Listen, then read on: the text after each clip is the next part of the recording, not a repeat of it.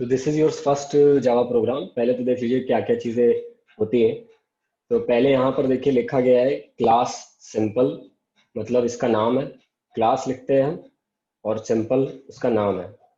ये लेटर देखिए यहाँ पे एस जो है कैपिटल लेटर है। Java is your case sensitive language, so you have to be very careful about कि कहाँ पर कैपिटल लेटर्स का इस्तेमाल करना है, कहाँ पर नहीं करना है।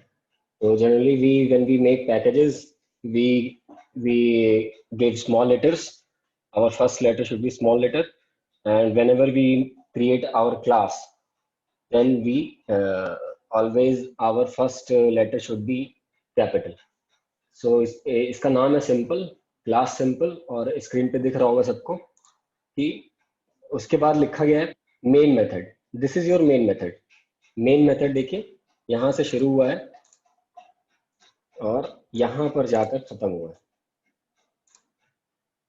ये। तो इस क्लास के अंदर थोड़ा इसको और मैं एंटर मार देता हूँ।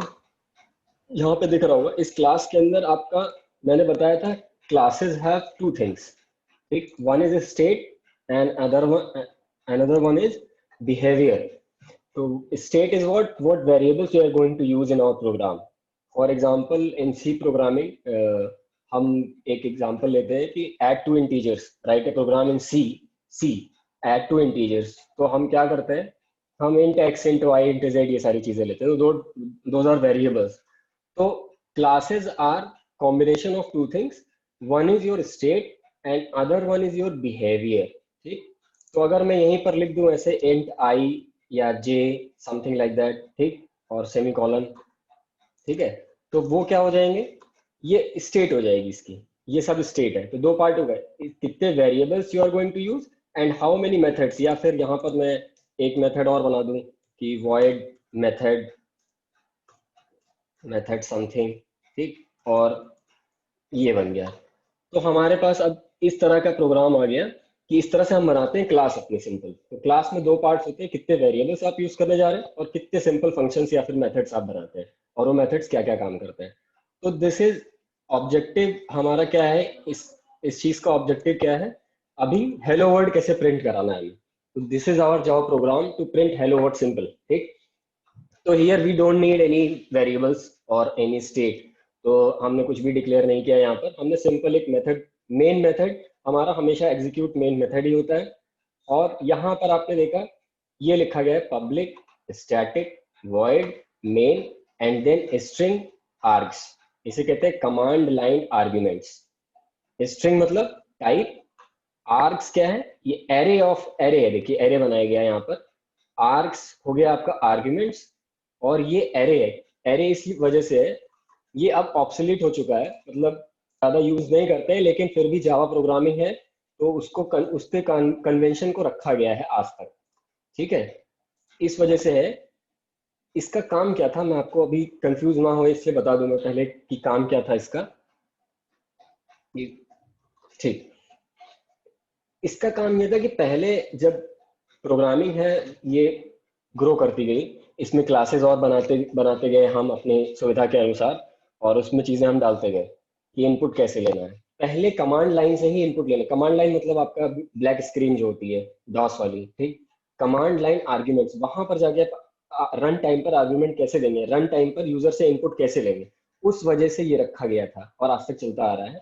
Now we have print input buffers, और इनपुट स्ट्रीम्स हैं, आउटपुट स्ट्रीम्स हैं, स्ट्रीम है पूरा उसमें, वो हम बाद में देखेंगे कि इनपुट आउटपुट कैसे लेना है। लेकिन ये जो फिलहाल यहाँ पर लिखा गया है, इसका मतलब यही है कि कितने हम, और उसका टाइप क्या होगा, हमेशा स्ट्रिंग होगा, क्योंकि जावा हमेशा स्ट्रिंग टाइप देता है।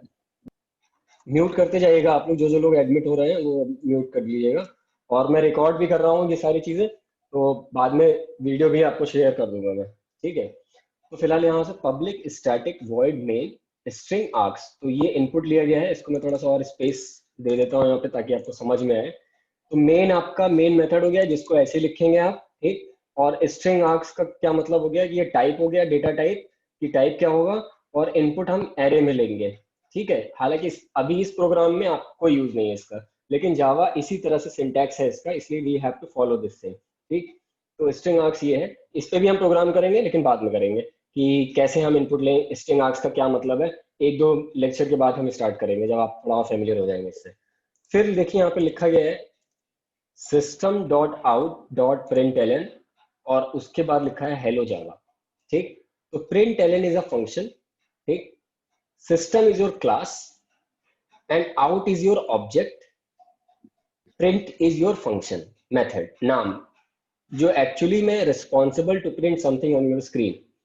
तो system.out.println, और ये एक वे से आया है कि पहले सिस्टम पे जाएंगे, फिर आउट, उससे आउट निकाला, फिर आउट से आपने println फंक्शन का इस्तेमाल किया, और फिर हेलो जावा। क्यों ऐसा क्यों किया गया? हम जब भी बिलाल अंसारी आशुतोष, हम जब भी अपना प्रोग्राम बनाते हैं तो क्लास बनाएंगे जब हम, ठीक, और उसका फिर हम ऑब्जेक्ट क्रिएट करेंगे, और उस ऑब्जेक्ट के थ्रू हम क्या करेंगे, after creating that object we use our methods. तो वही है क्लास।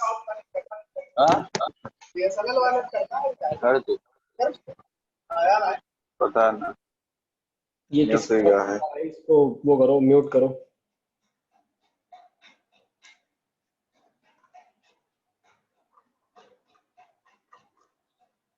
ठीक, तो this is the hierarchy, class, object, method.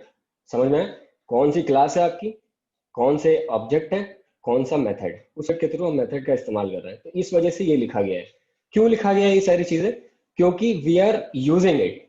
हम ये क्लास सिंपल का नहीं है, ये हम जो इनबिल्ट है उन मेथड्स, उन क्लासेस का इस्तेमाल कर रहे हैं। इस वजह से हमें लिखना पड़ रहा है वो चीज, कि println लिखने से ही काम नहीं चलेगा हमारा, वो उसकी हायरार्की पूरी फॉलो करनी पड़ेगी। तो जो भी यूजर, जो प्री डिफाइंड मेथड्स हैं इसमें, उसकी आपको हायरार्की हमेशा समझनी पड़ेगी। ये बात ध्यान से समझिएगा। You have to understand the hierarchy and history of any predefined methods in Java, so that you can use it properly in your program. ठीक, तो यहाँ पर सिंपल ये बनाए, क्लास सिंपल और public static void main method है, जिसमें आपने सिर्फ ये system.out.println मेथड लिख दिया और उसमें आपको जो प्रिंट करना था प्रिंट कर दिया। अब इसको रन कैसे करेंगे? Save this file as simple.java। .java extension से आप सेव करेंगे, कहीं पर भी सेव करिए। ठीक, एग्जीक्यूट कैसे करेंगे? पहले लिखेंगे जावा सी कमांड प्रॉम्प्ट पे, ये सब चीजें कमांड प्रॉम्प्ट पे आप लिखेंगे। तो कंपाइल, पहले कंपाइल करेंगे और उसके बाद एग्जीक्यूट करेंगे। तो जावा सी स्पेस सिंपल डॉट जावा, जो क्लास नेम है आपका, डॉट जावा। ये जावा सी जावा जो बोलते हैं इसको, ये कंपाइलर है आपका, पहले कंपाइल करेगा। अगर आपके इस प्रोग्राम में कोई एरर होती है तो वो बता देगा कि इस जगह पर एरर है, या फिर ये वो एरर्स है। ठीक है, अगर एरर नहीं होती है तो वो एग्जीक्यूट फिर आप कर सकते हैं, फिर नीचे आ जाएगा कर्सर, और फिर एग्जीक्यूट करने के लिए आपको लिखना पड़ेगा जावा और space simple, Java space simple. Java is your interpreter, Java is your compiler। तो जावा is responsible for executing your class and java c is responsible for compiling your class।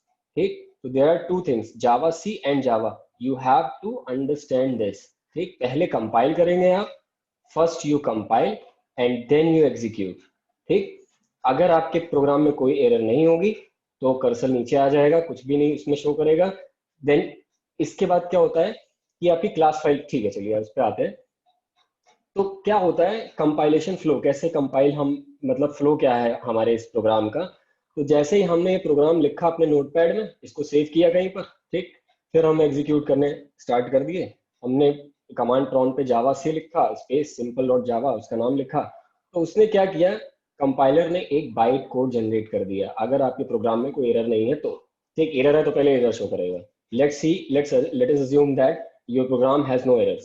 तो बाइट कोड जनरेट होता है, it is a class file, it is a class file. ठीक, byte code generate होता है, byte code मतलब class file.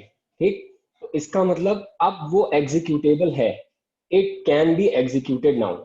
ठीक है, एक इसमें कोई एरर नहीं है, उसकी क्लास फाइल बन जाती है जावा कोड से, और फिर हम फिर हम उसको एग्जीक्यूट कर देते हैं, तो वो आपका हेलो वर्ड प्रिंट होकर के आ जाएगा। ठीक, तो पहले जो कंपाइलर होता है, कंपाइलर कंपाइल करके बाइट कोड जनरेट करता है, ये ध्यान में रखिएगा। Byte code, after generation of the byte code, it is now executable, now we can execute our program or class।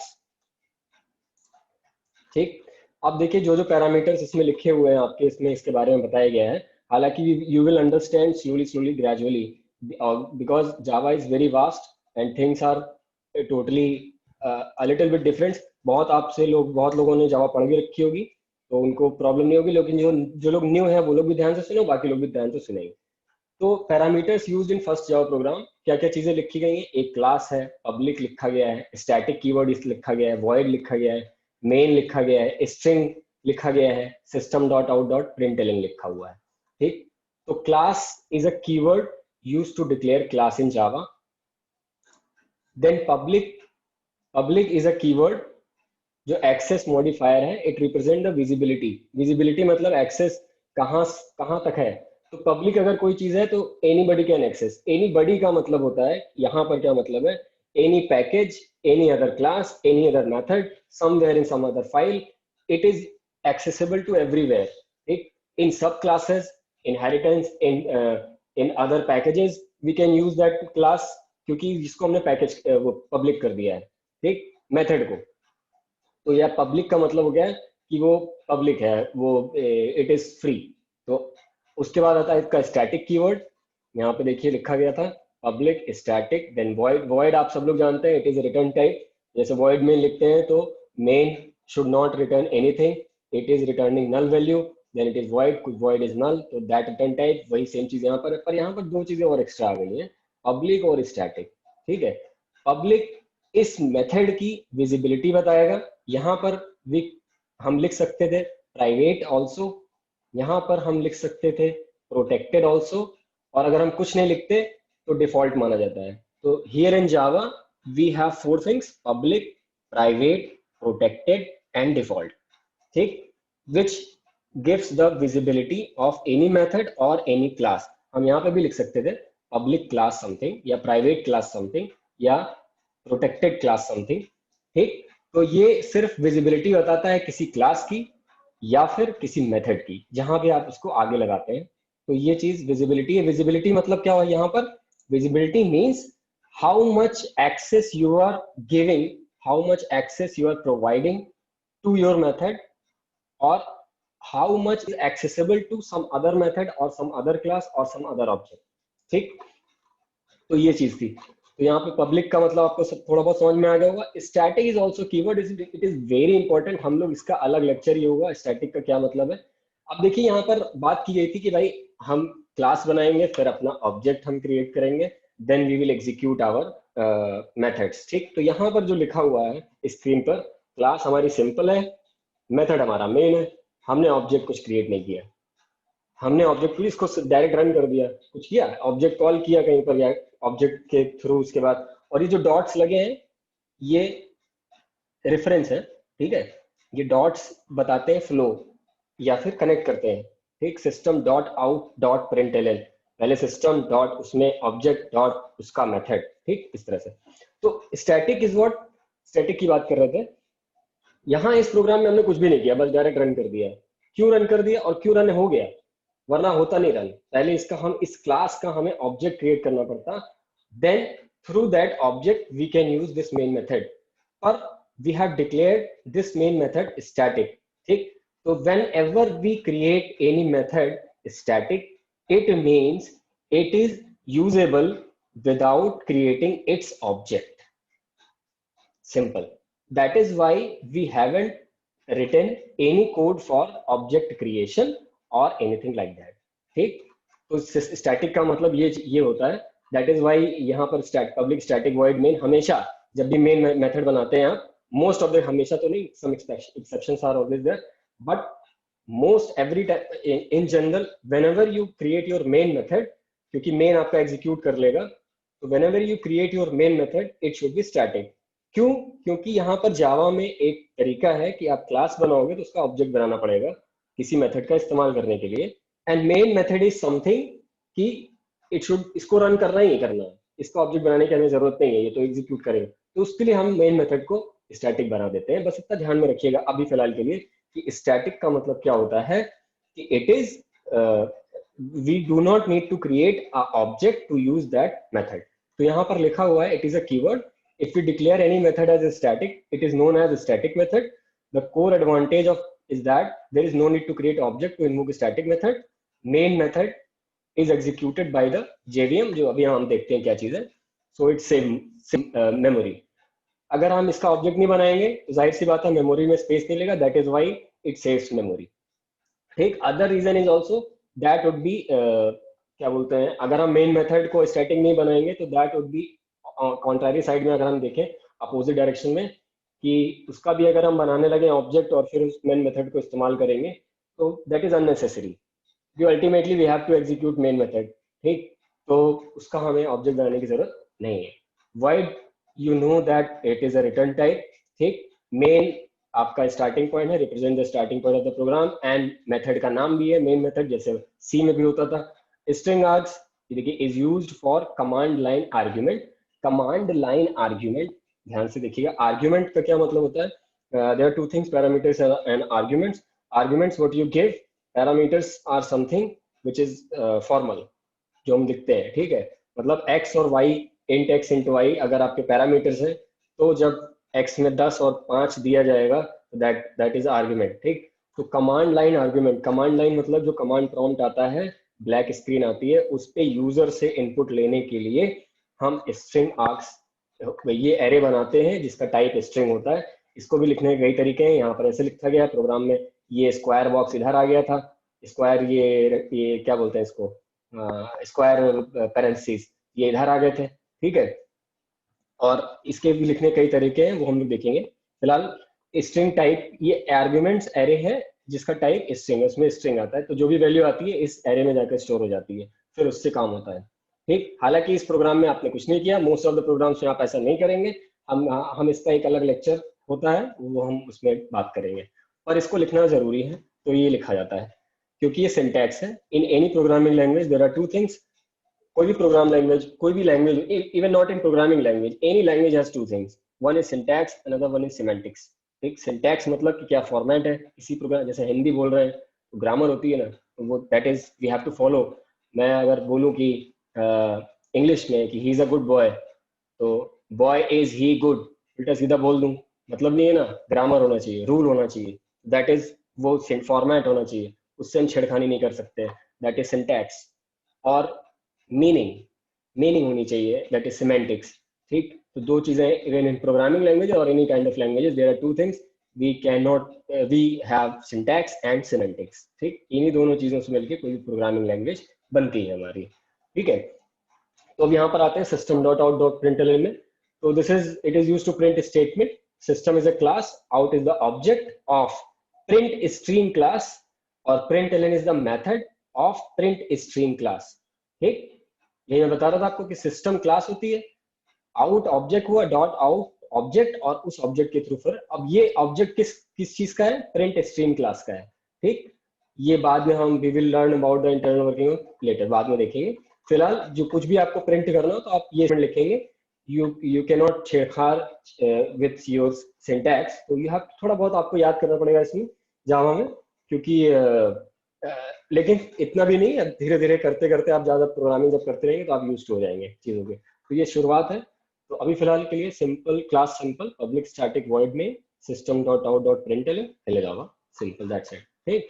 तो ये सारी चीजें थी, आई होप कि समझ में आएगा. अब देखिए क्या होता है, ये फिगर बड़ा कर दूं थोड़ा.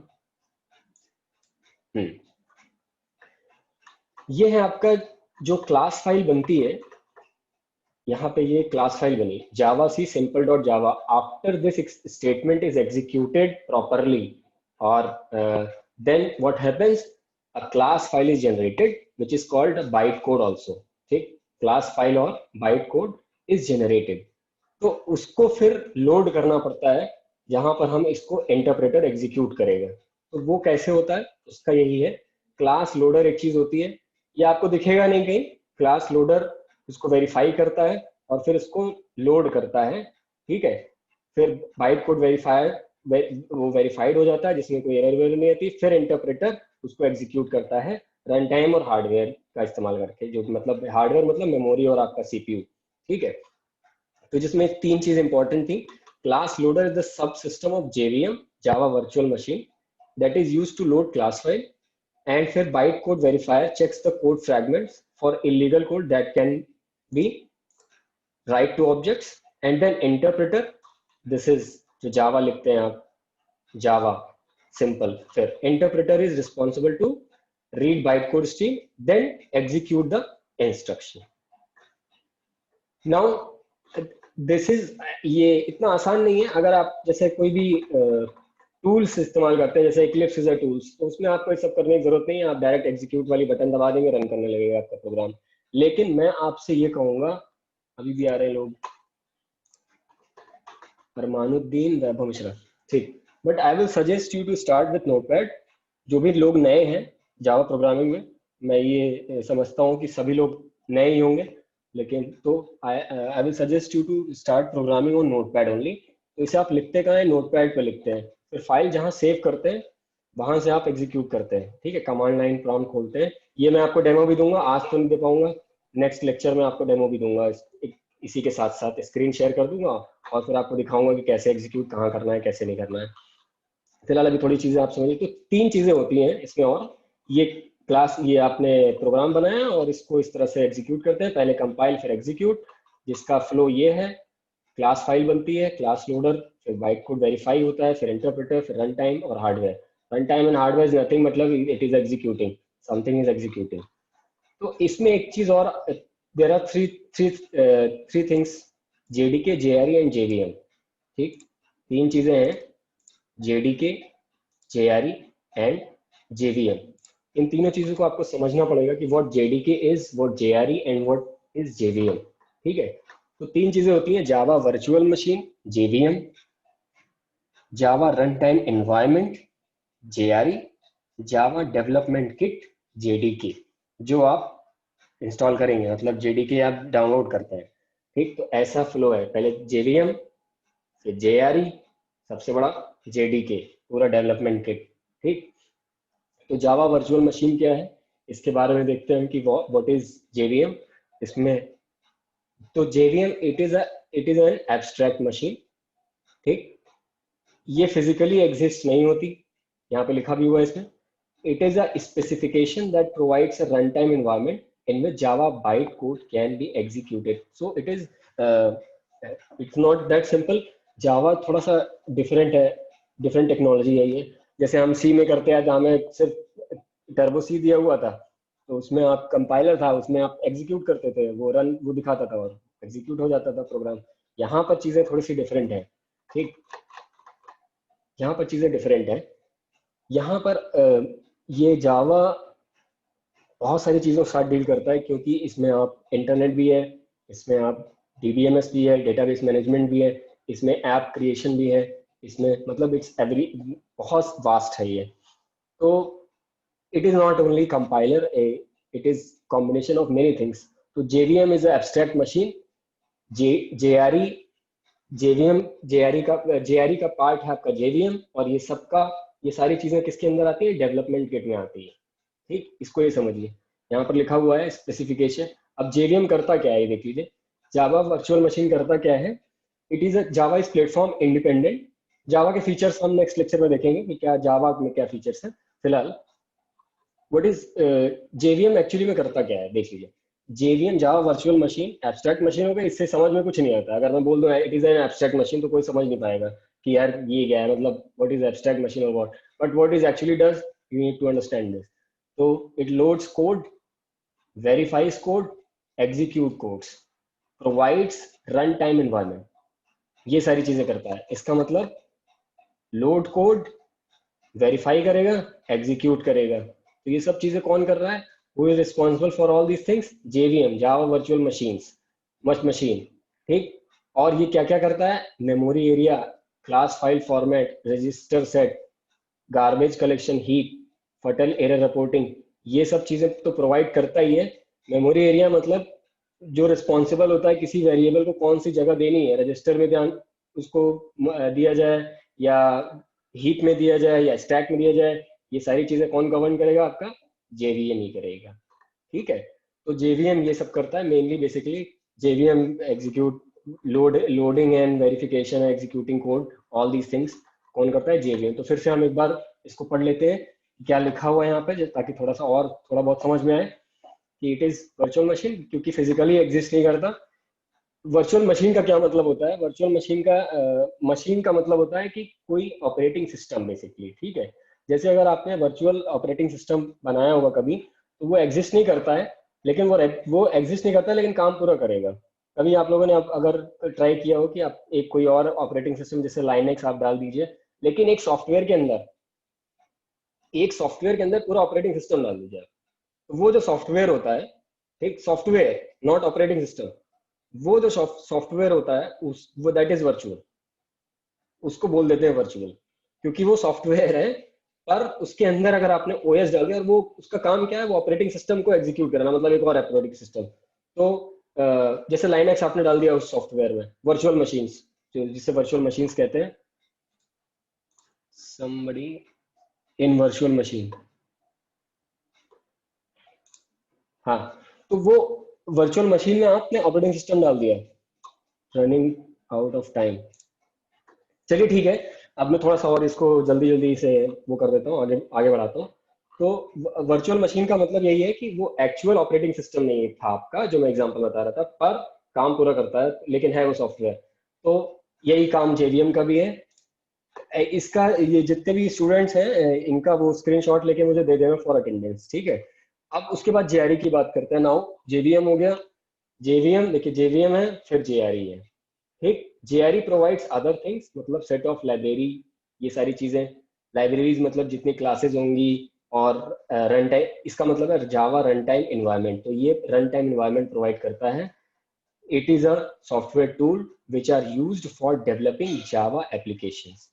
It is used to provide the run time environment. वो कैसे प्रोवाइड करेगा? कुछ और चीजें और ऐड हो गई, सेट ऑफ लाइब्रेरीज, पैकेजेस, और क्लास प्री डिफाइंड पैकेजेस, ये सारी चीजें। जैसे system dot out dot println, system कोई क्लास होगी किसी पैकेज के अंदर होगी, तो वो सिस्टम क्लासेस, वो सारी क्लासेस, या प्रिंट स्ट्रीम, अदर थिंग, वो सब की कहाँ पर आ जाएंगे? लाइब्रेरी में आ जाएंगी। वो जेआरई प्रोवाइड करता है, ठीक है। तो और उसके बाद देखिए जेडीके, जो आप इंस्टॉल करेंगे, डाउनलोड जो करेंगे, तो इसमें भी कई एडिशंस आते हैं। ये जेडीके किट हो गई। इस किट के अंदर देखिए content JRE plus development tool, मतलब जेवीएम भी होगा, और डेवलपमेंट टूल्स भी है, जैसे जावा सी एंड जावा, मतलब कंपाइलर, और जावा इंटरप्रेटर, ये डेवलपमेंट टूल्स, ये ये सब किसमें आ जाएगा? जेडीके में सब कुछ आ जाएगा। जेवीएम भी आ जाएगा, जेआरई भी आ जाएगा, और ये javac, Java and other development tools, ये सारी चीजें जेडीके में आ जाएंगी, ठीक है। तो ये चीज है, तो ये तीन चीजें। नेक्स्ट लेक्चर में हम क्या देखेंगे? नेक्स्ट लेक्चर में we will execute how to set path, ठीक, और how to execute a program. और हम आगे लेवल भी बढ़ाएंगे, कि अभी तो सिर्फ ये था, अब हम अपने बेसिक प्रोग्राम स्टार्ट कर देंगे कि ऑब्जेक्ट कैसे क्रिएट करना है, ठीक, और फिर मेथड्स का इस्तेमाल कैसे करना है। फिलहाल के लिए, आज के लिए इतना ही रखता हूँ, क्योंकि टाइम 40 मिनट का हो चुका है, ठीक है। और मैंने रिकॉर्ड भी किया है ये सेशन, और तो अगर जिसको जरूरत होगी तो वो मुझसे पूछ लेगा, तो मैं लिंक भेज दूंगा उसको, रिकॉर्ड इसको जब अपलोड कर दूंगा। तो what we have learn today, we have learn three things, कि what is JVM, JRE, and what JDK, and how to write a program, and what are the keywords, जो बेसिक कीवर्ड्स हैं we have used in our simple program, and other things. किसी कुछ पूछना है तो पूछ सकता है। This PDF, yes I will kindly share the material. हाँ यार, कर दूंगा, उसमें वो तो करता ही हूँ मैं।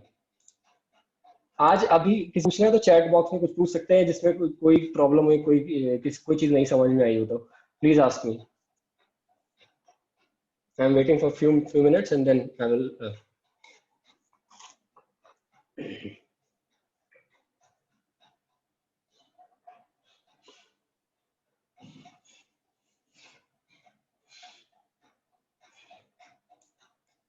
क्या नाम है यार उसका? आनंद, आनंद यार, वो स्क्रीनशॉट ले लेना। Explain JRE again. It provides, okay, it provides what, some libraries.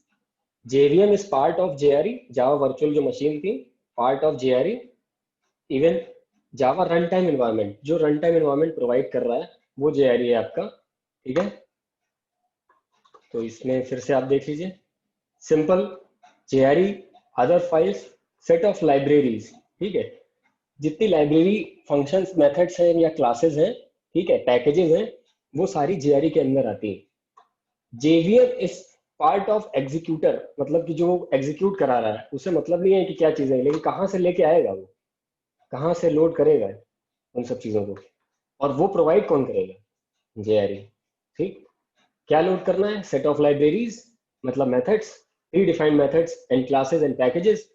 ठीक, दैट इज अ लाइब्रेरी, जो कि सी में होता था, जैसे हेडर फाइल हो गया आपका। यहाँ पे पैकेजेस एंड क्लासेस हो गई जो प्री डिफाइंड है, जैसे सिस्टम क्लास है, आप उसको बनाते नहीं, पहले से बना के रखा गया है, सो that you can use it's methods.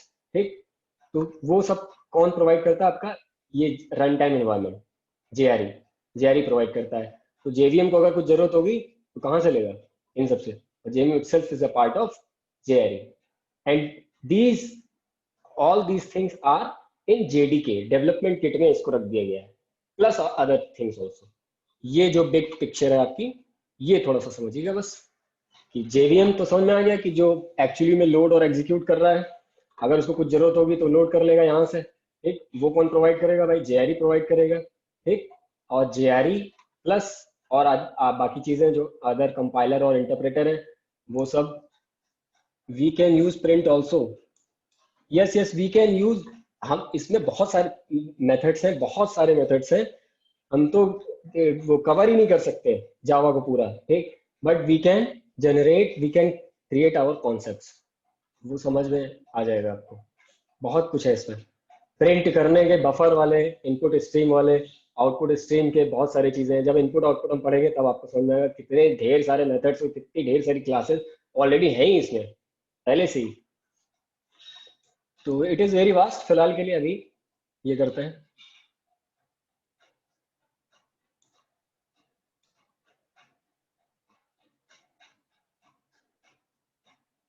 अच्छा ठीक है, okay, this is the big picture जो आपको समझ में आना चाहिए। चलिए फिर मैं आज खत्म करता हूँ आज का सेशन। थैंक यू, खत्म करता हूँ। बाकी जिसको अगर चाहिए होगा तो मैं ये अपलोड कर दूंगा यूट्यूब पे भी, आप देख लीजिएगा वहां से भी, थोड़ा बहुत समझ में आ जाएगा।